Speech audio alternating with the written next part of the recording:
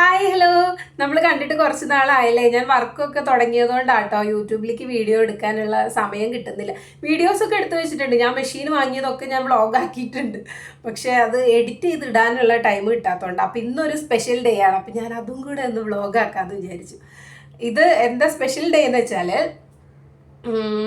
നമ്മുടെ ചെറുപ്പത്തിലൊക്കെ ഡാൻസ് ഭരതനാട്യം പഠിച്ച് ഒരു 2-3 കൊല്ലമൊക്കെ കഴിഞ്ഞ് കഴിഞ്ഞാൽ ഡയറക്റ്റ് അരങ്ങേറ്റാണല്ലോ. അപ്പം ഇവിടെ തമിഴ്നാട്ടിൽ അങ്ങനെയല്ല. ഇവിടെ ചിലങ്ക പൂജ എന്ന് പറഞ്ഞിട്ട് ആദ്യമായിട്ട് ചിലങ്ക കെട്ടുന്നത് ഇവിടെ ഭയങ്കര ഒരു സംഭവമാണ്. പെൺകുട്ടികളുടെ കല്യാണം കഴിച്ചു കൊടുക്കുന്ന പോലെ അത്രയും ചിലവുണ്ട് കേട്ടോ. അതുപോലെ തന്നെ നല്ല പൈസ ചിലവുള്ളൊരു കാര്യമാണ്. ആൾക്കാരും ബന്ധുക്കളെയൊക്കെ വിളിച്ച് ഒരു ഭയങ്കര ഒരു ചടങ്ങ് പോലെയാണ് ഇവിടെ ചിലങ്ക പൂജ എന്ന് പറയുന്നത്. നമ്മുടെ അവിടെ ഇപ്പോൾ രംഗപ്രവേശം എന്ന് പറഞ്ഞിട്ട് കുറേ പേര് ചെയ്യുന്നുണ്ട്. ചിലരൊക്കെ ഡയറക്റ്റ് അരങ്ങേറ്റം തന്നെയാണ്. അപ്പം ഇവിടെ ചിലങ്ക പൂജ ഭയങ്കര സംഭവമാണ്. ഇപ്പം ഡൽഹിയിലൊക്കെ ഉണ്ടായിരുന്ന സമയത്ത് ഭരതനാട്യം അക്കുമോള് അവിടെ ഡൽഹിയിലുള്ളപ്പോൾ പഠിക്കുമായിരുന്നു. പക്ഷെ ഇങ്ങനെ 6 മാസം കൂടുമ്പോൾ നമ്മൾ ടീച്ചേഴ്സ് ഇങ്ങനെ മാറി മാറി വരും. പിന്നെ അവിടുത്തെ നല്ല വ്യത്യാസമുണ്ട്. അപ്പോൾ ഇവിടെ വന്നപ്പോഴാണ് നമുക്ക് നല്ലൊരു ടീച്ചറിനെ കിട്ടിയത്. അപ്പോൾ എന്തായാലും ഇവിടെ ചെന്നൈയിൽ വന്നു കഴിഞ്ഞാൽ പിന്നെ ഭരതനാട്യം പഠിക്കാതിരിക്കുമോ? അപ്പോൾ അതാണ് നടക്കാൻ പോണത്. അത് ഫെബ്രുവരിയിലാണ്. ഇപ്പോൾ ഫോട്ടോഷൂട്ട് ഉണ്ട്. ഇതിനു മുന്നേ ഞാൻ വെച്ച വീഡിയോസ് ഉണ്ട്. അതാണോ ഇതാണോ ആദ്യം വരികയെന്ന് എനിക്കറിയില്ല കേട്ടോ. കാരണം എന്താണെന്ന് വെച്ചാൽ ഇപ്പം എന്നെ ഇത് വീഡിയോ ഇടാൻ പറ്റില്ല. കാരണം മാം പറഞ്ഞത് ഡ്രസ്സൊക്കെ ഇപ്പം തന്നെ റിവീൽ ചെയ്യേണ്ട. ആ ഒരു ഡേക്ക് ആ ഒരു ഫ്രഷ്നെസ് കിട്ടണമല്ലോ. അപ്പോൾ പരിപാടി കഴിഞ്ഞിട്ട് വീഡിയോ ഇട്ടാൽ മതി എന്ന് മുന്നേ പറഞ്ഞിട്ടുണ്ട്. ഫോട്ടോസ് ഒന്നും ആർക്കും ഷെയർ ചെയ്ത് പരിപാടിയുടെ അത് കഴിഞ്ഞിട്ട് ചെയ്താൽ മതി എന്ന് പറഞ്ഞിട്ടുണ്ട്. അപ്പോൾ ഇൻവിറ്റേഷനൊക്കെ അടിക്കാൻ വേണ്ടിയിട്ട് നമുക്ക് ഫോട്ടോസ് വേണമല്ലോ. അപ്പോൾ അതിനുള്ള ഫോട്ടോഷൂട്ട് ഡേ ആണ്. അപ്പോൾ ഞാനതൊന്ന് വ്ളോഗ് ആക്കാമെന്ന് വിചാരിച്ചു.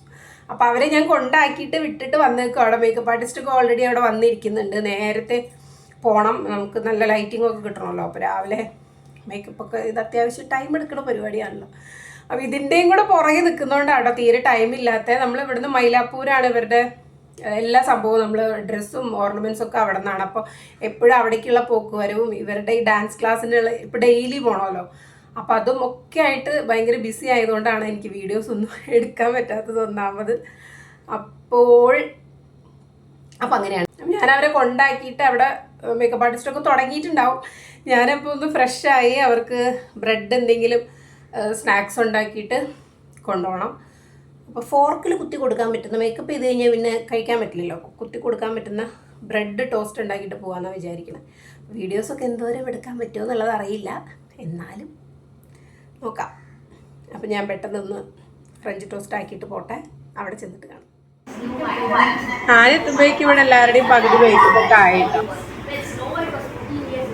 ഇങ്ങ് പറടാ. ഇതൊരു പാരൻ്റാണ് ഭവി.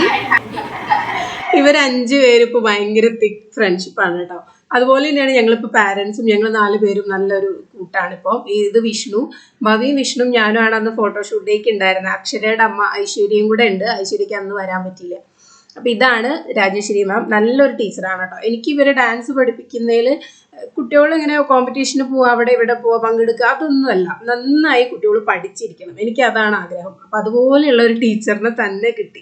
എനിക്കിവരുടെ ഡാൻസ് സ്കൂൾ തന്നെ ഭയങ്കര ഇഷ്ടമാണ്. ഒരു ട്രഡീഷണൽ രീതിയിലാണ് അവരുടെ സ്കൂൾ തന്നെ. അപ്പോൾ ടീച്ചർ അങ്ങനെ ആ ഒരു രീതിയിലാണ് പഠിപ്പിക്കുന്നത്. അതുകൊണ്ട് എനിക്ക് ഇവിടെ തന്നെ ചേർക്കാൻ ഇഷ്ടപ്പെട്ടത്. ഫസ്റ്റ് ഡേ പോയപ്പോൾ തന്നെ എനിക്ക് സ്കൂൾ ഇഷ്ടമായി. അവരെ പോസൊക്കെ പറഞ്ഞു കൊടുക്കുന്ന ആളുണ്ടല്ലോ, യെല്ലോ ടീഷർട്ട്, അത് ടീച്ചറുടെ മകനാണ് ബാല. ഇപ്പോൾ ബാലയാണ് ഇവരുടെ സ്കൂളിൻ്റെ എല്ലാ ഫോട്ടോഗ്രാഫി കാര്യങ്ങളൊക്കെ നോക്കുന്നത്. പുള്ളിയും ഒരു ഡാൻസറാണ്.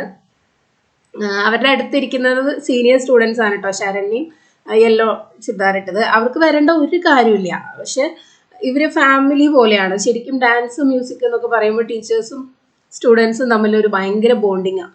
അപ്പോൾ ടീച്ചർ ഇങ്ങനെ ജസ്റ്റ് സീനിയർ സ്റ്റുഡൻസിനോട് പറയും കുട്ടികളൊന്ന് ഹെൽപ്പ് ചെയ്യാൻ വരുമോ എന്ന്. അപ്പോൾ അവർക്ക് കേൾക്കേണ്ട താമസം അവർ വന്ന് നന്നായി ഹെൽപ്പ് ചെയ്യും കേട്ടോ.